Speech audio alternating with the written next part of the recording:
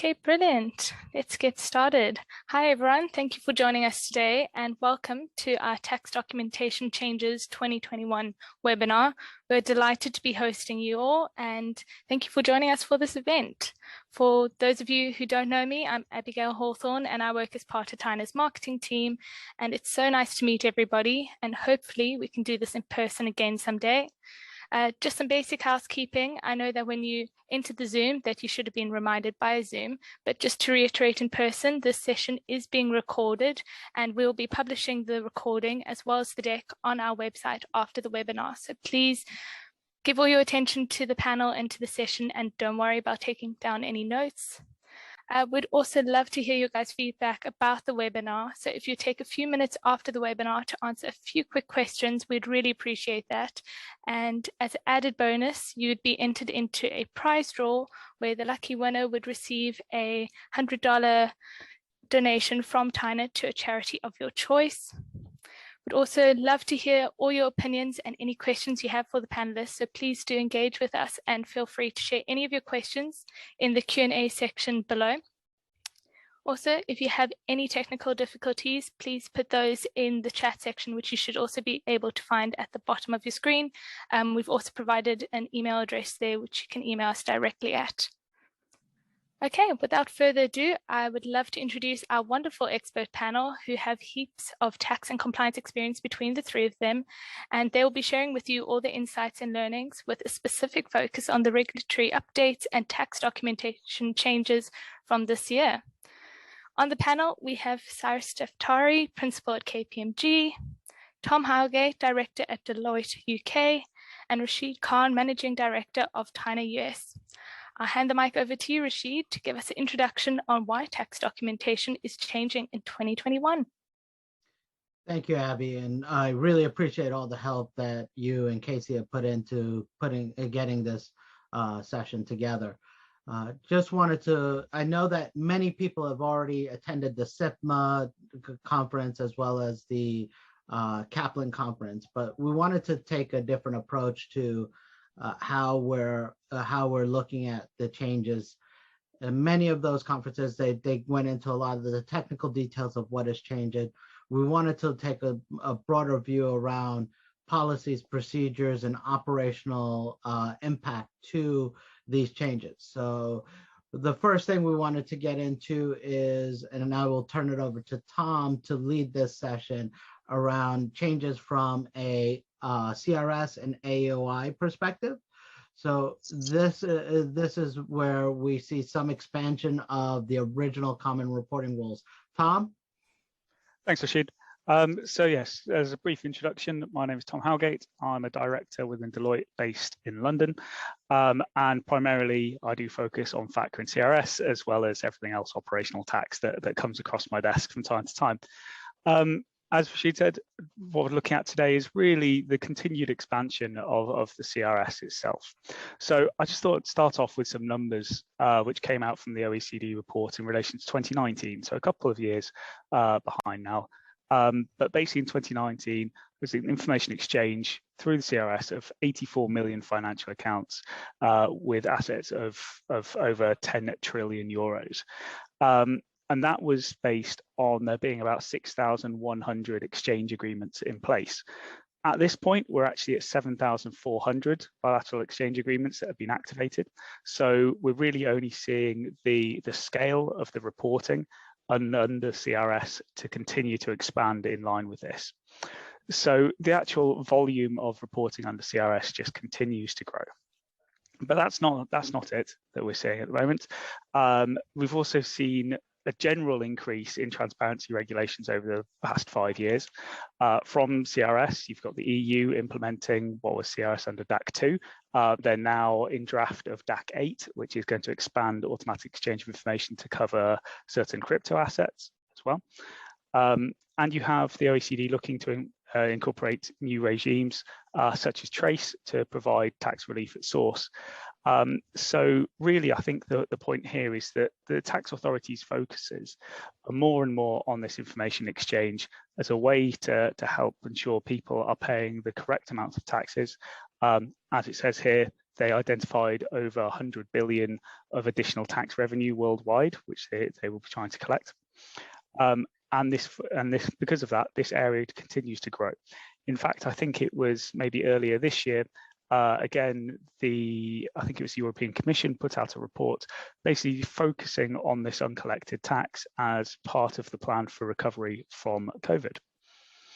So not only are we seeing the existing regimes continuing to grow in size, we're seeing these new regulations come through, and that regulatory change is still accelerating. That amount of information that is being reported is still increasing.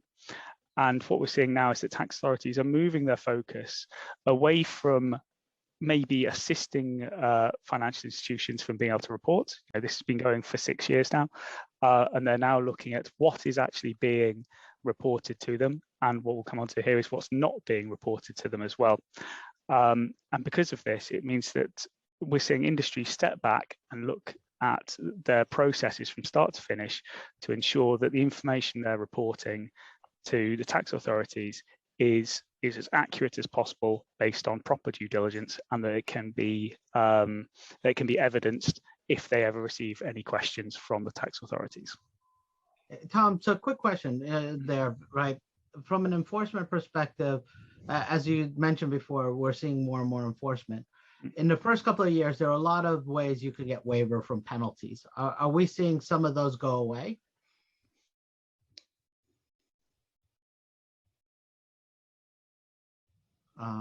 Moved away from this soft approach, this soft landing that they originally had, and then moving more towards looking to penalise where they haven't been able to meet their requirements.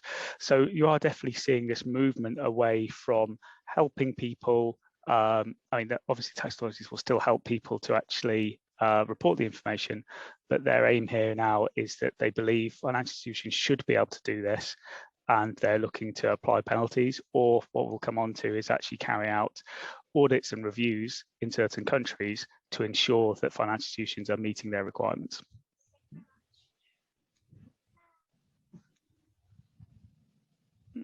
Excellent. Perfect. So an example of these tax authorities bringing in more requirements. So last year, the Cayman Islands introduced the idea of their CRS compliance form. This is now gone on, so it's the second year of reporting, although both sets of reporting have happened this year.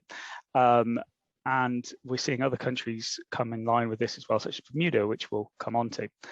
But for the Cayman Islands, what we're looking at now is they're happy that financial institutions are reporting information to them, but they're now starting to focus on what financial institutions are not reporting to them, and making sure that they're meeting their wider compliance obligations. So there's 5 main parts to the Cayman Island compliance form, and the information includes background details around the actual financial institution, but then we're looking at information around what's not been reported. So that total value of reportable accounts and non-reportable accounts. So the tax authority can see the split in terms of the kind of proportion that are being reported versus not reported. And then those that are not being reported, they're looking for an explanation as to why. So that is either they're held by a non-reportable entity type. So, publicly traded active NFE or government entity or another financial institution, or if they are in a non-reportable jurisdiction, tax residents in a non-reportable jurisdiction. So again, trying to get to better information around around the accounts that tax authority, the accounts that financial institutions are not reporting. This then goes on as well to have some fairly benign additional points in relation to just confirming that all of the policies and procedures are in place, and that they're meeting their AML and KYC obligations on an ongoing basis. But the key part here is that, in my mind, there's two main sections here. First of all is the focus on non-reportable accounts, which is basically, this is the first time that we've really seen the detail requested that we're seeing here, and maybe a sign of things to come. And then second to that is it's just a confirmation that written policies and procedures are in place. And to me, this is a flag that if you've made this certification and confirmed that you have written policies and procedures in place, if the tax authority decide that they want to come in and review in more detail, you had better have written policies and procedures in place dated before you did that certification. Yeah, I think that what's important there is that, from a policies and procedure standpoint, there are some decisions that people have to make as to how they're collecting the additional information to be reported. Whether if they're going to just solely rely on the AML process, or if they're going to expand what the information that they're collecting from a self-certification perspective, is a decision you need to make, because if you're collecting the additional data points as part of self-certification, you have to have in your policies and procedures how you're reconciling that information to the AML data in case there are inconsistencies. If it's relying on the AML KYC data, then you also have to have in your policies and procedures how you're properly capturing, reconciling, and confirming that information before it's reported to the actual tax authority. So, regardless of which approach you take, there is a change and some enhancements that you need to make from an operational standpoint as to how do you confirm a client and whether or not they're in a reportable category versus a non-reportable category. That's it, exactly, Rasheed. In terms of historically, we've seen in industry, FIs are very comfortable with what they've reported. But if you were to go through and ask them why each specific account has been reported or why it hasn't been reported, sometimes that information has not been stored for after the fact. So they're comfortable they've got to the right answer, but if they're asked to evidence it, they'd have to then do all that work over again to prove that they got to the right position. Okay, I think if we just move on to the next slide. So following the Cayman Islands introducing the CRS compliance form, this year Bermuda introduced a very similar CRS compliance form. Similar to Cayman Islands, this impacts all Bermudan reporting FIs and trustee documented trusts, and they have to provide further information. Again, the filing deadline is later on in the year to give FIs time to be able to do their actual reporting and then review again their non-reportable account basis. But we'd always recommend that people do this at the same time so they can reconcile who's reportable, who's not reportable, and then if they need a bit more time to get the actual filing completed, then so be it. But otherwise, you find that you end up repeating significant amounts of work. For the Bermuda CRS compliance form, similarities in terms of the information that's reported. So again, a bit of background information about the financial institution itself. Also looking at total value of financial accounts and the number and value of non-reportable accounts. But to this point, they don't actually require you to split out those non-reportable accounts any further. They'd like to know what were excluded accounts, so which were not in the bucket as financial accounts to start with, and they'd like to know which accounts were not reportable, but they don't need the same breakdown as required under the Cayman Islands. However, where it goes a bit further is Bermuda is making sure there's certification that all the due diligence has been carried out as required, and then also requiring the submission, so the actual submission of the written policies and procedures for CRS purposes. And that final part there, the confirmation of the financial institution has actually followed them. Now, again, in industry, what we've found is that FIs have these policies and procedures. They are not always in a single consolidated location. They're sometimes spread out across a number of documents, and therefore being requested to submit these has been a bit of a challenge, because if you're having to pull together 10 or 20 different documents to prove this, then it's just a little bit messy, and we always support people in consolidating those into a single, or at least only a few different policies and procedures documents. Yeah, and I think that one of the things that always worried me about these schema type changes is that it's prone to error. You're always interpreting how the information should be translated to be sent. Whenever they introduce additional fields, you tend to have a lot of rejected files, and you have to work through those rejects because some of the schema documents are just not clear enough for you to identify whether or not you've translated the information properly for consumption by the tax authorities. Yeah, and for both, well, actually mainly on the Cayman Islands CRS compliance form, they have released a few different bits of guidance this year. And the problem with it's the question of how you count different accounts for being non-reportable. If you have someone who has multiple non-reportable tax residents, if you have joint accounts, or if you have a passive NFE, how do you count these? And it's not always straightforward, and it's not always quite.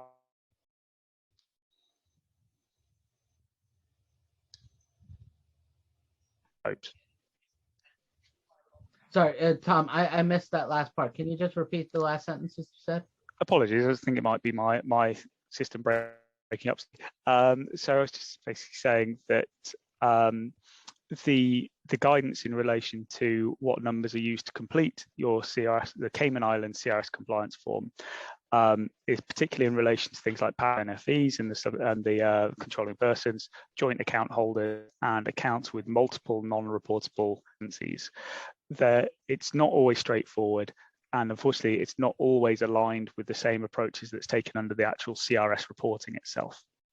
Yeah. And I think that just lends itself to, again, having proper policies and procedures so that when you're being reviewed by the tax authorities, if you can clearly show them what your approach is, it will actually go a long way in trying to get penalty relief if you are subject to any penalties. Excellent. So just very briefly on this slide, just covering off some of the comparisons between those Cayman Islands and the Bermuda compliance form.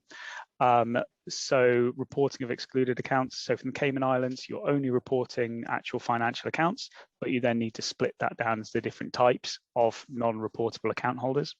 Whereas Bermuda, they want to know about all of your accounts, which ones are excluded as financial accounts, and then from then on, just the total number of non-reportable accounts. We've already mentioned written policies and procedures. So from the Cayman Islands perspective, you're just confirming that you have those written policies and procedures, whereas for Bermuda, you're actually having to provide them. The rest a bit more on the administrative side, so bulk upload filing options. Luckily, the Cayman Islands did actually bring this through for this year. The first year of reporting last year, which did get extended out through to this year as well, this wasn't available, but now the bulk upload option is there. At the moment, that doesn't exist for Bermuda. Deadlines, very similar, 15th of September through to the 30th of September. As we've seen in the first year, we've generally had a bit of an extension to be able to give financial institutions the opportunity to get this right and submit this properly. And I think we've also mentioned here as well, in terms of who this impacts, it's basically all financial institutions, and that includes trustee documented trusts. The final part there in relation to audits of financial institutions. So both taking a similar approach. So the tax authorities will select certain FIs. Not sure what at this stage their criteria will be. I would expect they're going to have certain red flags that come out from the reporting that will then lead to these actual audits of the FI's due diligence procedures. I think a key piece there is that you're expecting that they're going to request additional information. Training your people on how to respond to those requests are key, because oversights can actually lead to kind of costly type of interactions with the tax authorities, in that it's harder to get them back on the right, back on your side and aligned to the way you actually do it if information is missing or if it is miscommunicated. Excellent. So just moving on to the next slide. So achieving compliance. I think I probably talk about this a bit too much if anyone's ever seen me on any other conference. But the point here is that just submitting a return, it isn't really enough any longer to avoid scrutiny from tax authorities. So as I said, we've been doing this for 5 years now. For those first few years, there was a soft landing. Tax authorities were just happy to see certain things were being reported. We're seeing that each year goes by, their analysis of the reported information is becoming more and more sophisticated. And off the back of that, you're getting more and more questions and inquiries coming from the tax authority back to a financial institution. And as Rasheed just said, it is interesting in terms of how do you ensure that you respond to these properly, and within what can actually be quite a short turnaround time in some cases. So when we look at compliance as a whole, we like to use the iceberg metaphor. So obviously, the tip of the iceberg that you see is the fact that you're compliant, you're managing your jurisdictional compliance obligations, you're doing your reporting, your notifications. But actually, there are a few key things underpinning these, which we believe tax authorities will start to look at in more and more detail. So the first one that we've mentioned already, those written policies and procedures, making sure that they exist, that they're up to date, and that they are being followed. Next one down, your risk and control framework. So again, this is your controls around ensuring that those policies and procedures are being followed, making sure that you're meeting requirements and that you can actually evidence that you have that framework in place and who is in control of it. Next one down is your operating model. So it's great having those policies and procedures, but making sure that you've got your people trained up, you've got your processes in place, and you've got the technology that enables you to be able to meet all of those obligations and your policies and procedures. And then finally, again, that technology and data. I said at the start, in total, the exchanges, we're looking at 84+ million different financial accounts being exchanged. We're seeing a huge amount of data that just, for the larger financial institutions, it is just not practical to be able to deal with this manually, and you need to find the correct technology response to it to be able to give you the insight into your data, managing that data quality, and the submission and each step of that submission process to make sure that you're able to identify the correct information in your system, use that to determine who's reportable, and then actually be able to report that information. Now, just before we move on, there is one thing that I also like to bring up here, which is the conflicting pressures around the reporting. So obviously from a tax authority side, there is pressure that you don't do any under reporting. They have the penalties, they will ask the questions, they will take up a lot of your time, as Rasheed just mentioned, in terms of answering those questions. So there's definitely pressure and the penalties from that side. The flip side to that coin is that if you over-report, you're going to have questions coming from your client base instead and your customers. And what we're seeing in industry, again, is a significant uptick in the number of information requests that are coming from financial institutions customers, how to deal with these, whereas before they might have been dealt with on an ad hoc basis. Again, having a process to be able to deal with those kind of questions, explain what's being reported and why, and actually be able to provide them that same information from your systems. So just another thing that keeps things interesting, that balance between over-reporting and under-reporting. And then the last page, just on the last page, practices to consider. So we're seeing more and more tax authorities put out these requests now. With Cayman Islands and Bermuda doing the CRS compliance form, there are chances other countries are going to fall in line with this, have those annual requirements, certain attestations, and provision of either your written policies and procedures or more information in terms of non-reportable accounts. So just making sure in terms of preparation for that, you're verifying the accuracy of your filings, ensuring that you're comfortable with your processes, looking to improve them where possible, and to be honest, moving away from those manual processes to automated processes as possible, and just being able to evidence everything that's been done in case the tax authorities come calling. Thank you, Tom. And I think one of the things that Tom mentioned is the operating model, right? We know we're in the budget season, and in budget season, one of the first things that we get asked by most of the senior management is, what's our target operating model? How are we going to efficiently and effectively execute processes? How do we minimize the amount of downtime between when we onboard a client and when a client can trade, with the proper withholding being executed and having the proper classifications in place? That's been a real focus here, and I know that both Deloitte, KPMG, both help and assist with many clients trying to identify what is their ideal target operating model.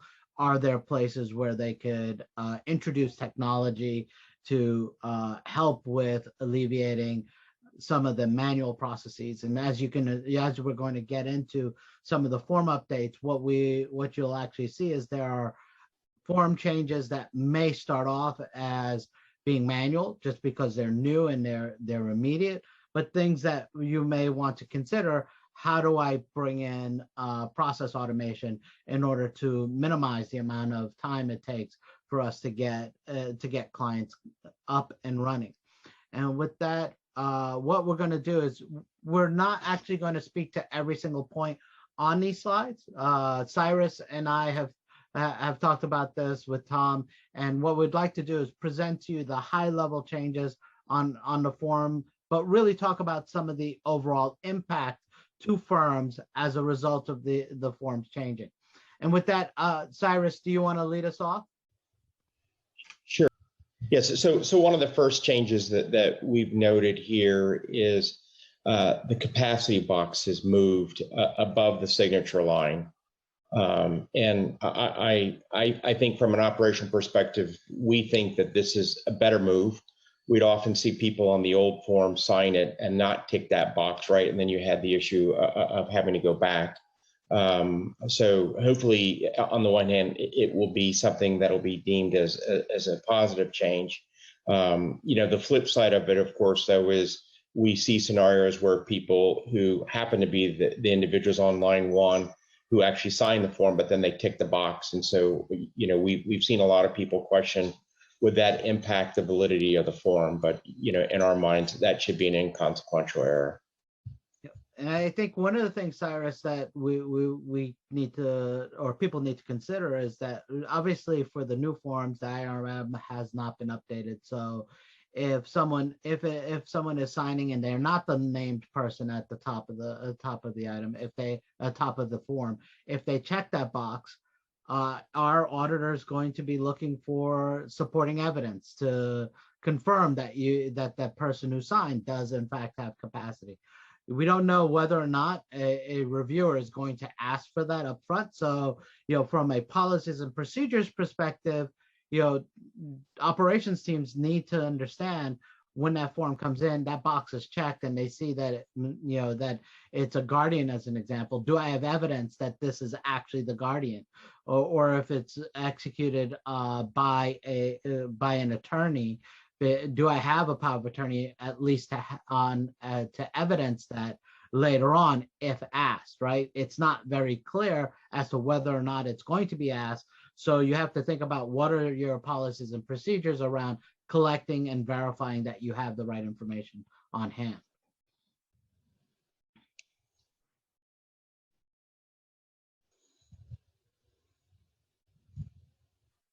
Moving to the W-8 ban, I think, many of these, a lot of the changes to the W-8 ban, Cyrus, are really around the FTIN. Yes, so on this slide, we've depicted, if you will, a difference between the 2017 version and the October 2021 version. And really, as Rasheed said, it's around the FTIN. We're no longer just going to ask someone for their FTIN number, but you'll notice there's a box 6B or line 6B that allows someone to tick the box and state that they're not legally required to provide it. So, I think on the one hand, again, I view this as a good and bad change. Hopefully people will tick the box and you'll be able to focus on it. But again, we can see some issues where someone's going to give you an FTIN and then turn around and say they're tick the box as well. They're not legally required. So I think there could be some confusion, around that. But hopefully, at the end of the day, the folks that are ticking that box are ticking the box because they truly aren't legally required. I know when we first got the original W-8s with the FATCA statuses, and there were some people who ticked the box saying non-participating FFI, and when you went to talk to them, so well, wait a second, you're naturally a Model 1. FFI, they say, well, I read the instructions and said I want to opt out of the regime. I didn't want to be a part of this, right? So, you know, you can see some funny little scenarios like that, again, where someone's going to take it thinking they're not legally required to provide it or not required to have one when in fact maybe that they are. So again, you're going to have some procedures around, you know, how do you vet this in the event somebody should happen to tick line 6B. Yeah, and I think the other thing that we spoke about is, you know, how do you deal with the new form and validation in the new form if you have an automated process, but it has been updated for the form. You know, obviously some of those have to be refined to policies and procedures and people having clear rules as to whether or not a form is valid, when they should expect an F10. You know, how do you deal with if you receive the new form and you have a prior form that actually had an F10 on it, right? You know, if they receive the new form and it's checked as not legally required, what are your policies and procedures around acceptance of that? And how do you confirm that, you know, if they provided you with an F10 in the past, that it was done in error? Other things that I think, you know, about Cyrus, and, you know, if they check the box and they provide an F10 together, right? How you know, that to me seems like it would be a foot fault. I mean, from your perspective, what would you think that how should firms approach that? Yeah, I mean, look, I would kind of view that similar to the capacity box being checked and the individual on line 1 is the one who in fact signs it. So meaning I would treat it as an inconsequential error.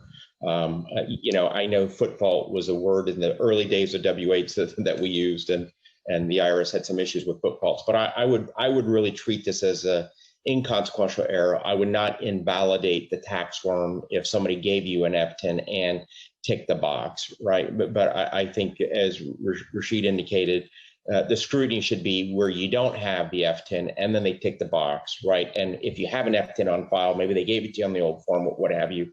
You know, I think you have to, you know, go through some vetting and decide, can you accept the form? But if both are provided here, they tick the box and they provide the F10, I would not fail the form. I would just ignore the fact that they check the box and treat it as an inconsequential error. And I think the last piece that I think is an important piece for the W8 ban is around the fact that version control, right?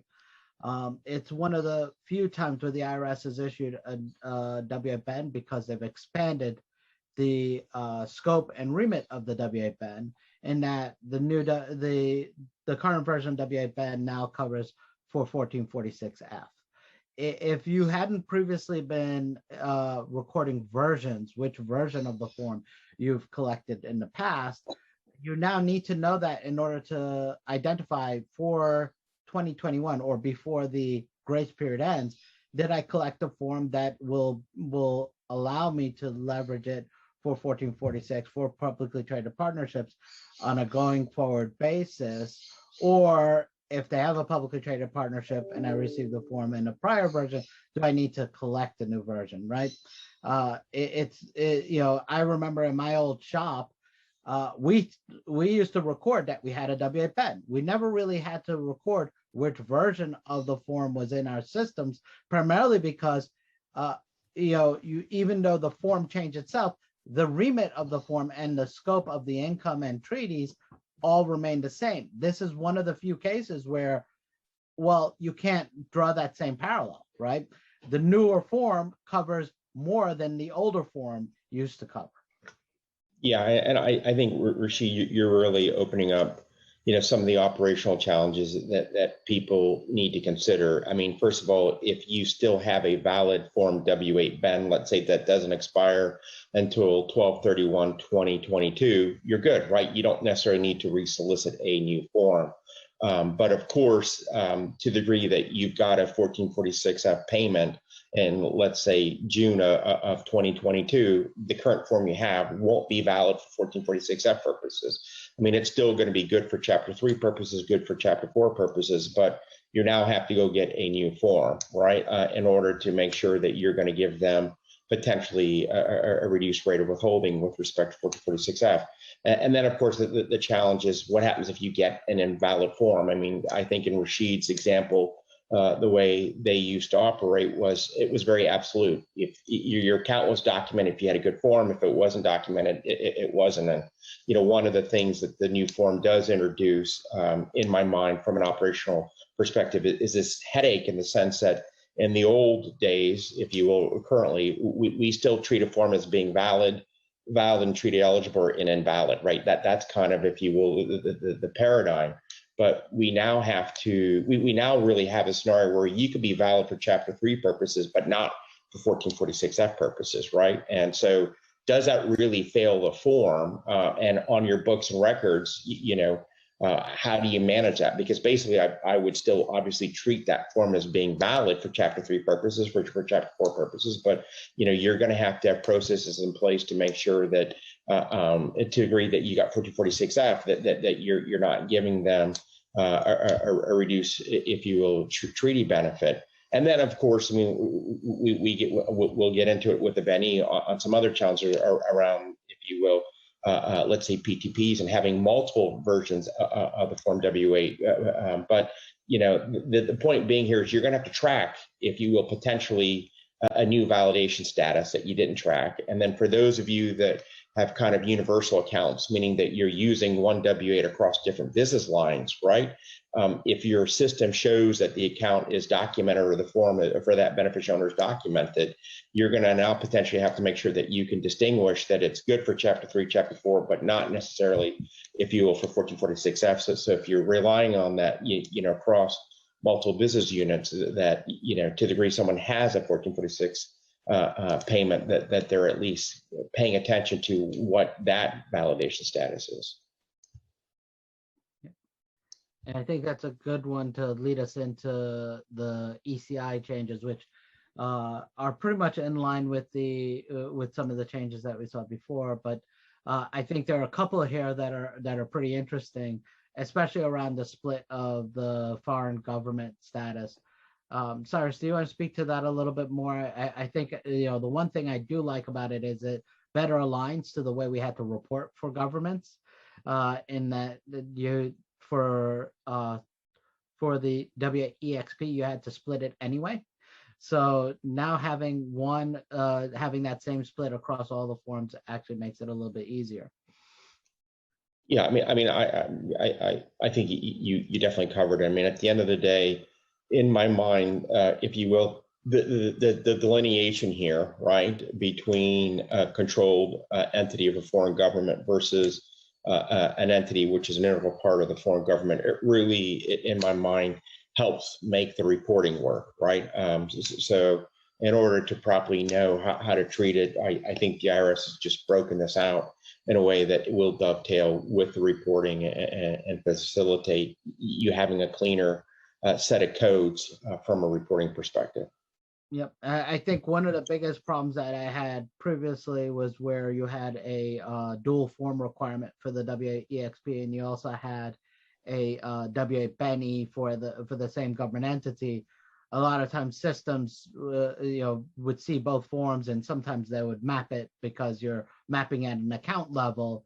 It would map it incorrectly, and then we'd have to correct it before we actually did the reporting, especially if we're based upon how the income was aligned. Just making sure. So now that actually eliminates that type of difficulty, makes it a lot cleaner for us to be able to do the mapping and to do the reporting. Do you want to, Cyrus, we have this new field for new certification for a dealer in securities as it relates to 1446F. We know that the rules are not impacted, but I think it's good for people to understand some of the things they need to consider as they're developing systems to capture this new field. Yeah, I think with respect to the second point that we've got, and some things around the Benny, the changes, and of course the IMY, we see a lot of changes to the WH really in support of the 1446F regulations, right, and ensuring that financial institutions are able to operationalize them and to understand potentially, what the impact is. So here we've got a certification as it relates to a dealer in securities as it impacts 1446F. So I think you're going to see a lot of changes if you have 1446F transactions. Obviously, to study some of these changes in greater detail. Again, Rasheed and I, when we pulled together these slides, we didn't want to get into the technical implication, but really just focus more so on the operational side. But again, if operationally, let's pick on accounts payable, for example, right? Obviously this is not going to be something that's going to impact anybody from an accounts payable perspective. And, one of the things I do see some people, question is, should I start creating some substitute forms to kind of take out some of this 1446F reference, so that to the degree I have to get an ECI from a vendor who's going to provide me an ECI, I don't want them confused with 1446F. So again, I think operationally, there are all kinds of decisions people are going to have to make. Do they use the new forms? When do you use the new forms? If appropriate, do you create a substitute, W8 potentially to take it out of scope? But again, appreciate some of these changes are around the 1446F. I do see some questions also, Rasheed, just popping up in the Q&A, so maybe we can tackle that. I think the first question someone has posed is, any concerns with new forms, W8 for those firms that use one form across, multiple business lines or jurisdictions? From my perspective, again, I think the big, there are a couple to be cognizant of. First of all, again, just appreciate that you have a new validation status to track. So when you're going to rely on, if you will, the universal account structure and have one W8 across multiple business lines or across multiple jurisdictions, please be aware that you're tracking, if you will, particularly if you engage in 1446F, kind of the 1446F implications. And, are they entitled to a reduced rate of treaty, and to the degree maybe they're invested in particular PTPs, has that been noted? So that's one thing to note. The other thing to note, I would just remind everyone, if you use a form, let's say, and your financial institution is between the US and let's say the UK, just make sure that you're taking the higher standard. And what I mean by that, then if you're going to validate the forms, rely on the US standards, because you got the presumption rules and things like that. So like the US address, et cetera, so US phone number. So I would just say, any concerns, no, you can continue doing what you're doing, but just appreciate operationally, there's some implications that you're going to want to make sure you've got the proper notations so that you can decide whether or not across the globe or across different business lines you can rely on that form. Another question I see here, and we haven't got to the IMY, and you'll see the way Rasheed and I kind of did these charts. We've noted the Ben, ECI, and Benny because they're in final form. The IMY, we noted those changes as draft because, of course, some things can change. The IMY instructions, as you may know, are out. So we have the instructions. We don't have the final form. This question was raised at the Kaplan conference, to the IRS, meaning when the IMY is released, will it have an October date or will it have a November date? And, I think the message we heard from the IRS was they're not sure, right? I think ideally they probably prefer an October date, but depending on when it kind of makes its way through the IRS process, if it'll retain a November date. So we could potentially see the IMY have a November date, which then means, if you all recall, there's a 6-month sunset period, right, of when these new forms kick in. So for the Ben, the ECI, and the Benny, for example, you would have to theoretically begin using those new forms as of May 1st. But with respect to the IMY, in theory, let's say it comes out sometime here in November with a November date, then in theory, as of June 1st, you'd have to be relying and using, if you will, the new IMY. Yeah, I think the other thing to add there, Cyrus, is in order for them to actually make the IMY have a November date, they would have to republish the instructions. Because right now the instructions refer to would refer to an invalid version if the later version came out with a November revision date. So, that's one of the things to consider, because if it is overly complicated for them to get a new version of the instructions out because it has to go through all of the same approvals all over again. It may be easier. They may feel that it's easier to just apply the October revision date. Yeah, I think the other thing I wanted to just point out is, as it relates to the WAECI, even though 1446 is not effective, we've seen some of those classifications in the 2022 version of the 1042S.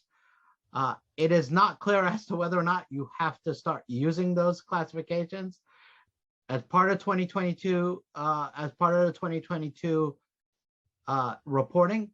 But I would say, to be on the safe side, I would be anticipating and setting up the mappings to use those new classification codes, even though the withholding would not take place.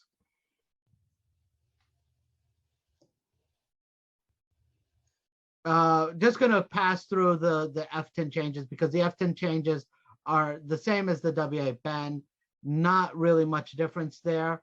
I think the last couple of things that we wanted to talk to on the WA-BEN-E first starts with the actual LOB change. And Cyrus, do you want to give us a few comments around the use of the new no LOB article? Yeah, I mean, you know, this is the limitation on benefits, right? And what we have now is the opportunity to, you know, provide, you know, further details, basically saying that there are no LOB articles, right? So that hopefully operationally, it's going to make it easier for people to do some research. You can standardize this process. I think, you know, again, it'll be interesting to see how people begin to fill out the form and complete this.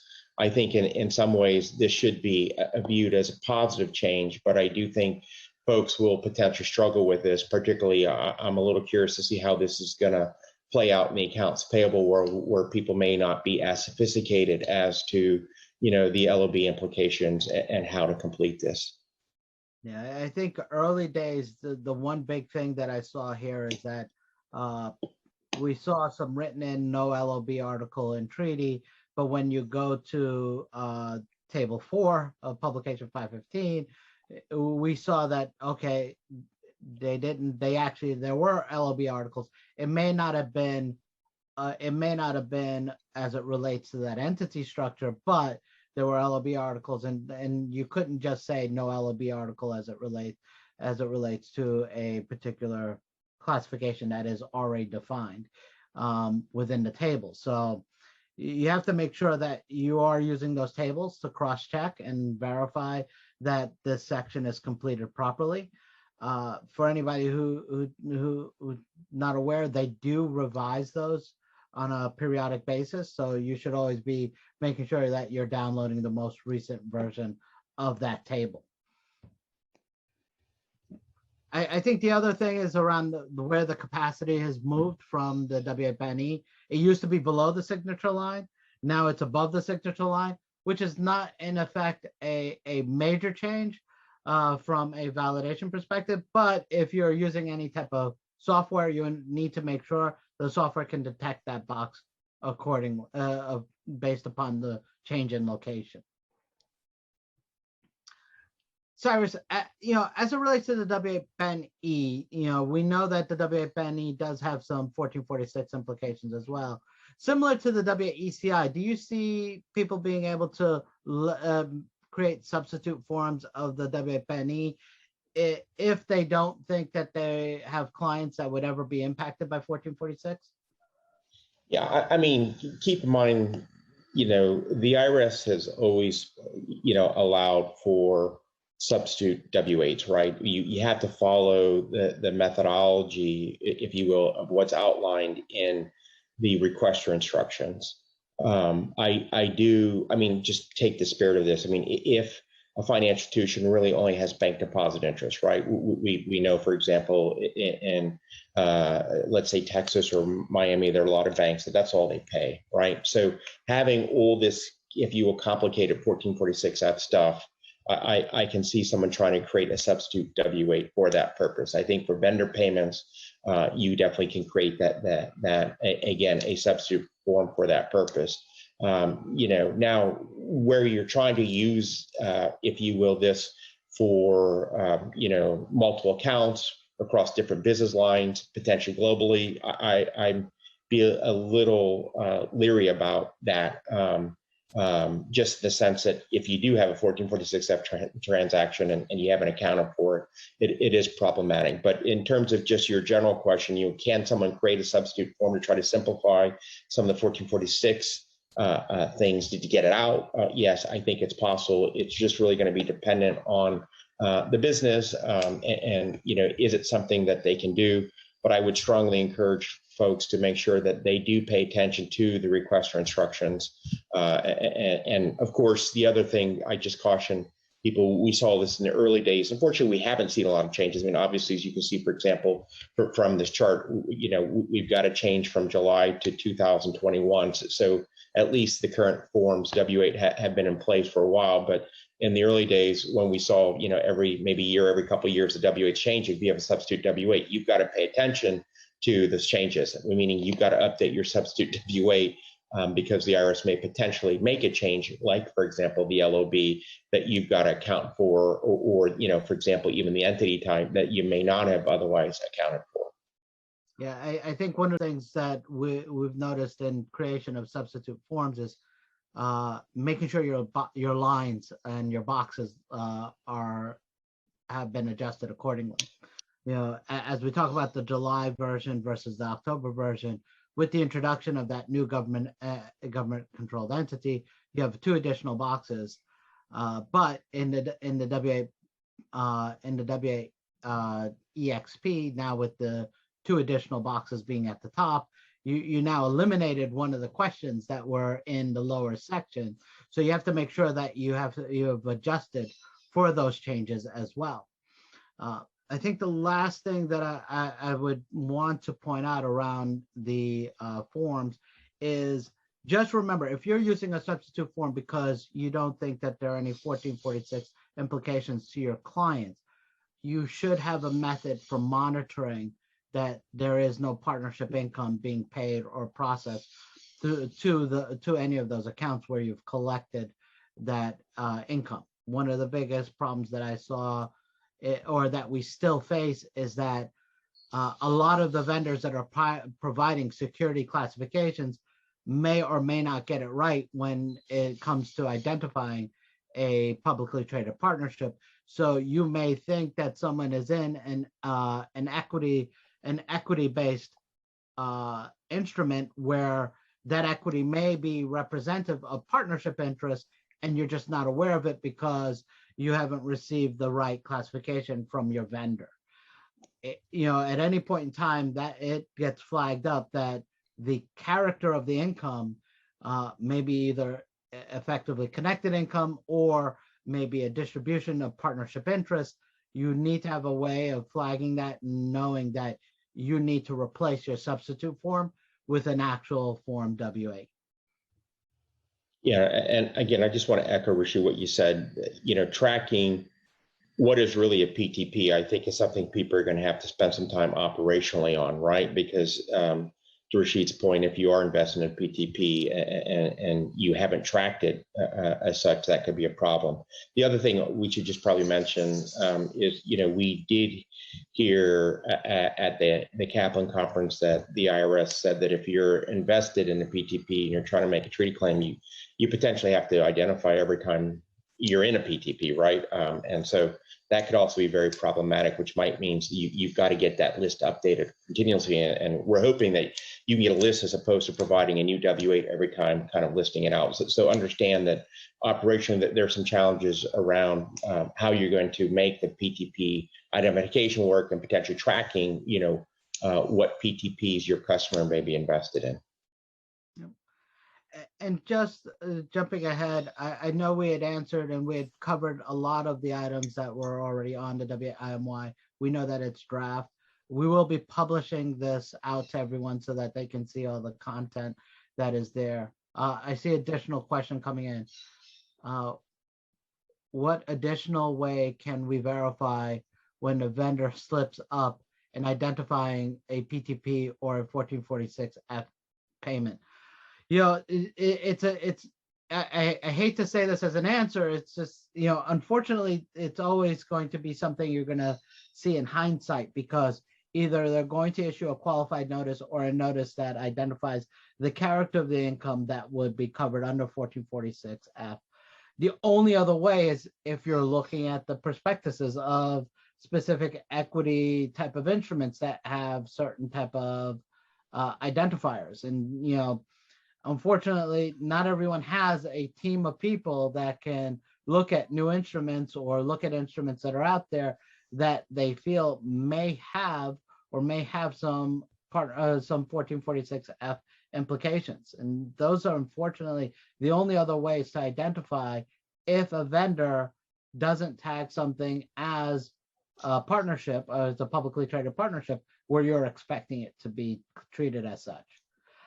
Tom, Cyrus, you guys have been monitoring this from a client perspective. I don't know if there's any other way that you could think of other than just going out there and scanning for that information. I mean, at the moment, I haven't seen anything industry-wide in terms of any database or anything that could be used to identify these. So it's either scanning for information or waiting for that information to be passed to you by. Yep. Yeah, I agree. I think you're going to be very much in reactive mode. So the additional question is, can the panelists also speak to 1042S updates, even though it appears there won't be any changes until 2022? I completely agree. For this year's 1042S, there are no anticipated changes between your 2021 reporting and your 2020 reporting. In fact, I think the 2021 1042S was published so early in the year that they could not implement any of the anticipated changes related to 1446F. So that's why they've actually compiled them as part of the 2022 1042S changes. Cyrus, Tom, do you guys see anything differently? No, I agree with that in terms of the overall number of changes or impacts of them seem to be limited based on this, in line with what we were expecting. Yeah, and obviously, you know, we have heard of quite a few changes that are coming through that are expected to impact 2022. You know, there are new classification codes, as you can see on screen, that'll capture if you're a publicly traded partnership, as well as new income codes in order to define, one, if you have a 1446F transaction, but also if you have an 871M transaction as it relates to the combination rules, which I think is an interesting one, considering they haven't finalized the rules for the combination rules yet. So the fact that they're coming out with an income code as it relates to the combination rule leads me to believe that sometime in 2022, they may be publishing the finalized combination rules on how you get to the right delta and delta analysis for purposes of classifying a combination of payments as dividend equivalent. Cyrus, you have any thoughts or any views around that? Just look at the clock. We got 2 minutes. No, I mean, I think we just have to see how it plays out. You know, like everything, there are always going to be some operational challenges and maybe some unintended consequences. But we only have a minute left. Yep. Okay, I'm going to step in here. Thank you so much to our wonderful panel, Rasheed, Cyrus, and Tom. Thank you for sharing your insights with us. There was a lot of good information there, and I just want to remind everyone, we will be sharing the recording and the deck with you all afterwards. Lastly, also want to say thank you to our attendees for taking the time to join us on the webinar today. We very much enjoyed hosting you and hearing all your questions, and we'd really appreciate, Rasheed, if you could go to the next slide. if you took a few minutes just to answer a quick survey to tell us about your webinar experience. And as a little added bonus, by completing the survey, you will be entered into a prize draw where the winner will be able to nominate a registered charity of their choice, and TAINA will be donating $100. You can do that by scanning the QR code here or by typing in the link that you see in front of you. I think it has also been put in the chat, so you can click over there. We'll also be sending this to you in an email, so if you don't want to do it or can't do it right now, no, not to worry at all. So yeah, thank you everyone for joining us. Have a great rest of your day. And again, thank you to our wonderful panelists. Thank you. Thank you. Yeah, everyone.